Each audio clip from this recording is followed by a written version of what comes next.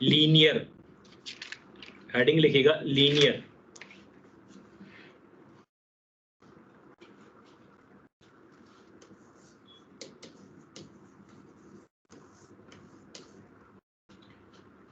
लिखिएगा linear means it can be interpreted, linear means it can be interpreted in two different way, in two different way. yi is equal to alpha plus beta xi, लिखेंगे linear in variable, linear in variable, linear in variable. लिखेंगे first meaning of linearity, first meaning of linearity is that yi is a linear function of xi, yi is a linear function of xi.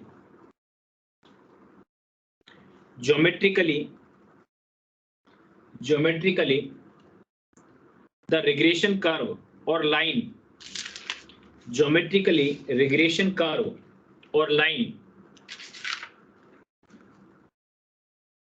is a straight line, is a straight line. Second आता है इसके अंदर linearity या linear in parameter, linear in parameter, linear in parameter. लिखेंगे the second interpretation of linearity is that, the second interpretation of linearity is that a linear function of the parameter, a linear function of the parameter, the betas, the ऐसे लिखेंगे beta apostrophe s, betas, it may be or may not be, it may be or may not be linear in the variable xi, linear in the variable xi.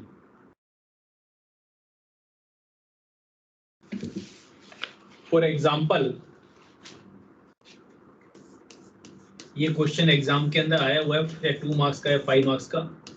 First example दिया हुआ है yi is equal to alpha plus beta upon xi plus ei upon ei। तो ये क्या है, linear in parameter है, ठीक है, yi का बीटा के रेस्पेक्ट में, लेकिन नॉट लीनियर इन वेरिएबल। तो इसके नीचे लिखेंगे linear in parameter not in variable. दूसरा क्वेश्चन है, दूसरा एग्जांपल है log yi is equal to alpha plus beta upon xi plus ei। लिखेंगे इसके अंदर नीचे neither in parameter nor in variable, neither in parameter nor in variable.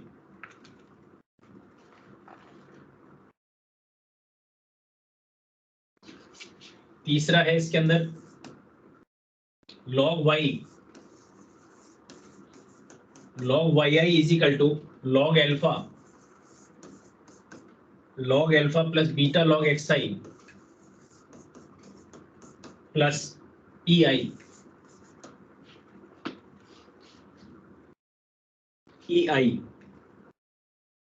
ये भी यही है, neither in parameter nor in variable, neither in parameter nor in variable. Fourth है yi is equal to alpha plus beta cube X I plus E I, beta cube X I plus E I, तो इसमें लिखेंगे linear in variable, क्योंकि Y or X I हुआ है, linear in variable not in parameter, not in parameter. Fifth है Y I is equal to alpha X I beta plus E आई।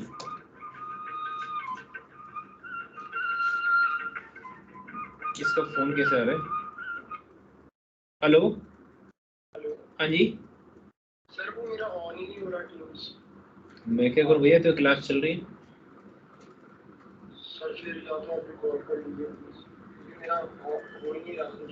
मैंने teams पे click किया, वो लोगो ही ओपन नहीं हो रहा।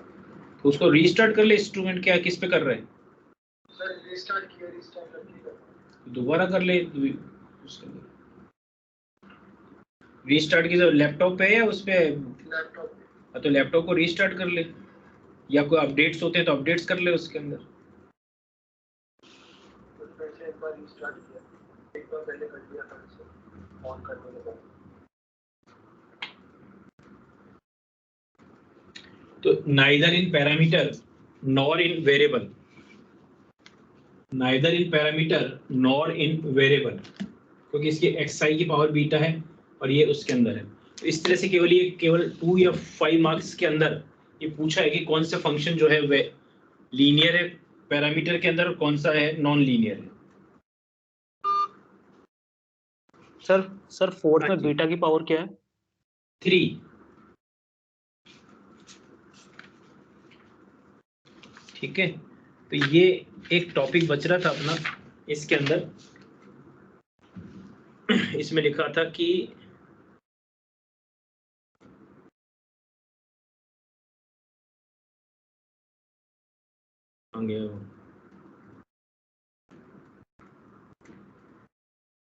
goodness of fit trend line regression through origin, statistical inference in the linear regression model is illustration using numerical example। ये क्या मैंने अभी कहीं किसी उसमें देखा है आपके पेपर के अंदर ही, शायद लास्ट ईयर के पेपर के अंदर आया ये क्वेश्चन, या कुछ इस तरह से आया है। ठीक है, और इसके अंदर एक छोटा सा टॉपिक दे रखा है इंट्रोडक्शन टू आर सॉफ्टवेयर। तो वो क्या है, सॉफ्टवेयर के बारे में इंट्रोडक्शन है उसका, क्या बोलते हैं, मैं आपको गूगल से सर्च करना पड़ेगा, वो मैं आपको या तो उस पर भेज दूंगा कि आर सॉफ्टवेयर जो है एक्चुअल में क्या है। कि जैसे अपन कहते हैं ना एक्सेल है, पावर पॉइंट है, या कोई अपने C++ या C बना रखा है, उसके अंदर आप क्या बोलते हैं इस तरह के डेटा इंटरप्रेट करते हैं, डालते हैं, तो क्या बोलते हैं रिजल्ट्स कैलकुलेट होकर आते हैं। तो उसके बारे में केवल इंट्रोडक्टरी पार्ट है, वो मैं आपको उस पर भेज दूंगा। मेरे हिसाब से तो ये कंप्लीट होता है। और आप प्रॉब्लम बोल सकते हो कि भाई ये कौन सा क्वेश्चन की बात कर रहा था, तो मेरे को ये समझ में नहीं आया। सर पहला एग्जांपल। Example, yes sir. अब देख इसका चालू हो गया, नहीं हो रहा।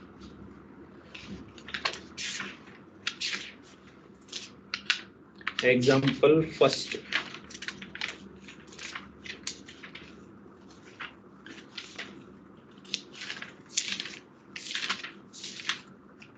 ये 82 ये वाला ना 834780 वाला। सर ये फर्स्ट है ना जिसमें टेबल है, प्राइस है और हाँ वो तो, ये तो टेबल तो आंसर दे रखा है, वो जो सॉल्यूशन दे रखा है तो क्वेश्चन करना। क्वांटिटी दे रखी है 834780 और प्राइस दे रखा है 243135। Estimate the demand function for the production, estimate the demand function for the production. तो इसके अंदर जो अपन ने क्वेश्चन किया हुआ है, इसके अंदर जो फॉर्मूले अपन ने यूज करे हुए, एक मिनट,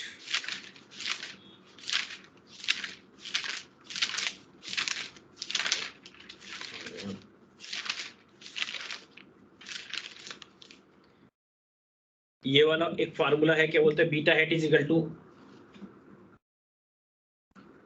इसके अंदर जो इक्वेशन निकालनी है वो निकालनी है क्या, y बराबर beta 0 plus beta 1 xi plus u है, हाँ ये u है, तो इसके अंदर बीटा 0 को फाइंड आउट करने के लिए और बीटा 1 को फाइंड आउट करने के लिए, तो बीटा 1 को फाइंड आउट करने के लिए यहाँ अपना अल्फा और बीटा होता है, तो बीटा को फाइंड आउट करने के लिए जो फार्मूला है summation X I capital Y I upon summation X I square, इस वाले फार्मूले से कर लो, या इसको summation X I Y I upon summation X I square वाले से कर लो। तो यहाँ पे जो डेटा दे रखा है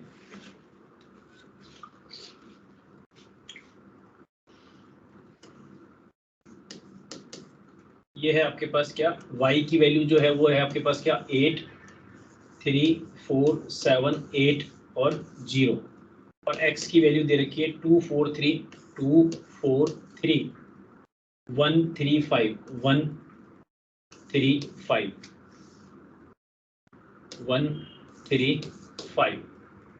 ये वैल्यू है आपके पास 3। तो आपने इसको कैलकुलेट कर लिया, पहले तो x बार कैलकुलेट कर लिया, वो होता है summation x upon n, y बार कैलकुलेट कर लिया समीशन y अपॉन n, जैसे रिलेशन करते थे 8 से 15 और 4 3 7 8 15 15 30 हो गए, तो ये हो गया सॉरी 30 अपॉन 1 2 3 4 5 6, ये किया तो ये कितना आ गया 5, और यहाँ आपने किया तो कितना 5 8 9 9 10 11 12 12 और 4 16 16 17 18, इसमें 18 में आपने 6 का भाग लगाया तो कितना आ गया 3। तो यहाँ से आपने निकाला स्मॉल है, सॉरी पहले वाई आई निकालो, स्मॉल वाई आई निकाला, वो क्या होता है एक्स वाई माइनस वाई बार। तो यहाँ से आपने उसको सॉल्व किया तो कितना आएगा, 8 में से 5 किया तो 3 आ गया, ये माइनस का 2 आ गया, माइनस का 1 आ गया, ये 2 आ गया, ये 3 आ गया, और ये माइनस का 5 आ गया। ठीक है, फिर आपने निकाला क्या x I small x I, तो ये क्या है एक्स माइनस एक्स बार, एक्स आई माइनस एक्स बार। तो यहाँ से आपने 3 से किया तो ये आएगा माइनस का 1, ये आएगा 1, ये 0, ये माइनस का 2, ये आएगा 0, ये आएगा प्लस का 2। ठीक है, अपन को क्या चाहिए ये, तो इसके अंदर इसका एक्स स्क्वायर आई स्क्वायर किया तो आएगा 1 1 0 4 0 और 4। फिर आपको चाहिए समीशन एक्स आई वाई आई, तो यहाँ पर आपने क्या किया एक्स आई और वाई आई दोनों को मल्टीप्लाई कर दिया, ये आ गया माइनस का 3 माइनस का 2 0 माइनस का 4 0 और माइनस का 10। तो ये आ गया आपके पास कितना 14 15 16 16 और 3 19, माइनस का 19, ये आपके पास हो गया 4 4 8 2 10। तो इसके अंदर पुट कर दिए तो ये क्या हो गया minus 19 upon summation X I square कितना हो गया 10, तो ये हो गया माइनस का 1.9, कितना आ रहा है, सही है सर, सही आ रहा है ना, आता है ना मेरे को पढ़ाना, तो ये आ गया बिल्कुल। आता है। अब इसी तरह से यहाँ बीटा 0 की वैल्यू निकालने के लिए हमने एक फार्मूला बता रखा है, Y bar is equal to beta 0 plus beta 1 X bar hat हो रहा है। ठीक है, तो यहाँ पर बीटा 0 हैट ये एस्टिमेटेड वैल्यू है एक्चुअली, है ना, बीटा 1 हैट, तो इसको कैलकुलेट करेंगे तो आएगा वाई बार माइनस बीटा 1 हैट एक्स बार। यहाँ पर सिर्फ इस चीज का ध्यान रखना है, ये जो स्मॉल वाई है ना वो डेविएशन है, जैसे अपन पहले स्टैट्स में लिखते थे ना इसको क्या डी वाई, ये क्या होता था वाई माइनस वाई बार, वही है ये और कुछ भी नहीं है। और ये जो डी एक्स है वो क्या है एक्स माइनस एक्स बार, और ये क्या है डी स्क्वायर एक्स है, और ये क्या है डी एक्स डी वाई है। तो इसमें कंफ्यूज होने की जरूरत नहीं है कि भाई ये स्मॉल एक्स और वाई के चक्कर में ना, वाई बार आपने कैलकुलेट कर रखा है कितना 5 है, माइनस ये हो गया माइनस 1.9 और एक्स बार कितना दे रखा है वो है 3, तो 19 से 57 5.7 प्लस 5.7 तो कितना हुआ 10.7 आ गया। आगे अब इसको इस इक्वेशन के अकॉर्डिंग एस्टिमेटेड इक्वेशन के अकॉर्डिंग रख दिया, y हैट बराबर beta 0 plus beta 0 hat beta 1 hat X I. तो यहाँ पे बीटा 0 की वैल्यू लिख दिया 10.7, ये हो गया माइनस का 1.9 और ये हो गया एक्स आई वाई आई है, ये एस्टिमेटेड वैल्यू आ गई।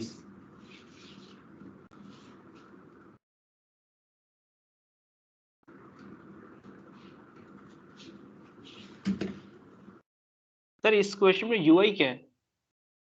यूआई तो डिस्टरबेंस टर्म, इसमें है ही नहीं कोई डिस्टरबेंस टर्म के बारे में कुछ दे ही नहीं रखा, यूआई क्या है। ऐसे 3.2 क्वेश्चन है, ऐसे ही क्वेश्चन है सारे के सारे। इसके अंदर बस ये है कि ज्यादा इसमें प्रॉब्लम नहीं है, केवल और केवल आपको ध्यान रखना है फार्मूले ध्यान रखने हैं, और फार्मूले भी इतने ज्यादा नहीं है इसके अंदर, तो और भी सारी चीजें पूछ रखी है, स्टैंडर्ड एरर टेस्ट वगैरह सब चीजें, वो अपने कोर्स में है ही नहीं, जो दे ही नहीं रखा, वो वाला पार्ट है।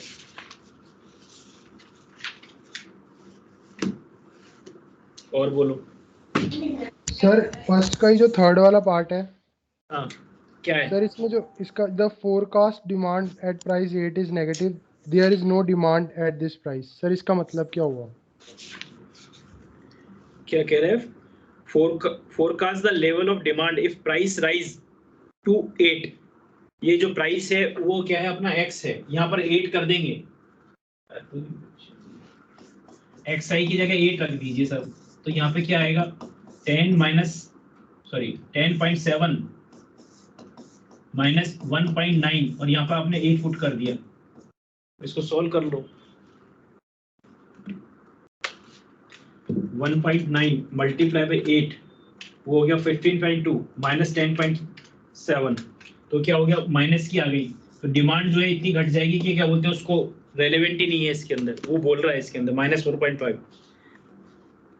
जैसे आप रिग्रेशन इक्वेशन निकालते थे स्टेट्स के अंदर, तो y ऑन x होता था, तो x की वैल्यू अगर 40 दे रखी है तो y की वैल्यू को फाइंड आउट करते थे, वैसे ही यहाँ पर क्या बोलते हैं उसकी वैल्यू को फाइंड आउट किया है। सर जैसे ये नेगेटिव वैल्यू आ रही है, तो ये प्राइस और डिमांड का इनवर्स रिलेशनशिप बता रही है या क्या?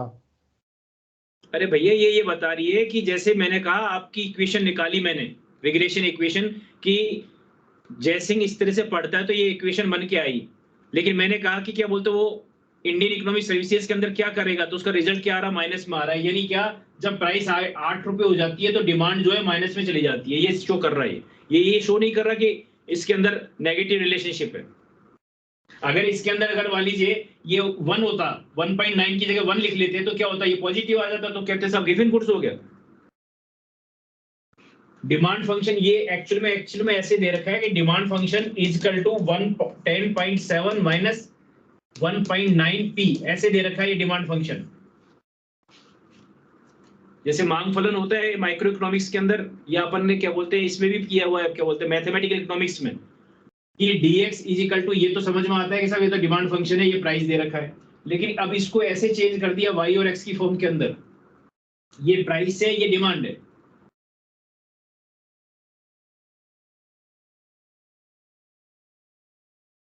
अब समझ में आया? Yes sir.